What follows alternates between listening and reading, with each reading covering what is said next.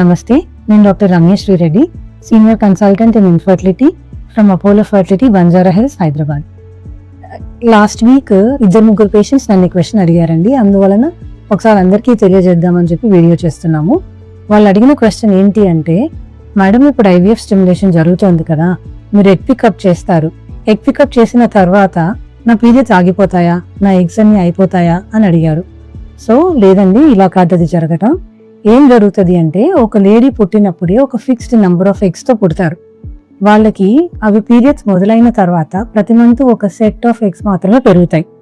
So ఎప్పుడైనా మనం IVF stimulation చేసేటప్పుడు ఏ ఎగ్స్ పెరుగుతాయో ఆ మంత్ వాటిని మాత్రమే పికప్ చేస్తాం. అంటే మిగిలిన ఎగ్స్ అన్ని డార్మెంట్ పూల్ లాగా ఓవరీస్ లోనే ఉంటాయి. సో ఆ మంత్ ఎగ్స్ ని ఆ మంత్ IVF సైకిల్లో యూటిలైజ్ చేస్తాము. ఆ తర్వాత నెక్స్ట్ మంత్ కి మళ్ళీ ఫ్రెష్ సెట్ ఆఫ్ ఎగ్స్ వస్తాయి. కాబట్టి ఒక IVF సైకిల్ చేసినంత మాత్రాన, లోపల నుంచి ఎగ్స్ తీసినంత మాత్రాన మీ పీరియడ్స్ ఆగిపోవు.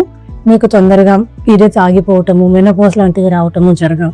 ప్రతి మంత్ రెగ్యులర్గా పీరియడ్స్ వస్తాయి, మామూలుగా ఎలా వస్తున్నాయో అలాగే ఉంటాయి. సో ఈ విషయం తెలియజేద్దామని ఒక వీడియో తయారు చేశాం. మీ అందరి అపోహలు క్లారిఫై అయ్యాయని ఆశిస్తున్నాను. Thank you.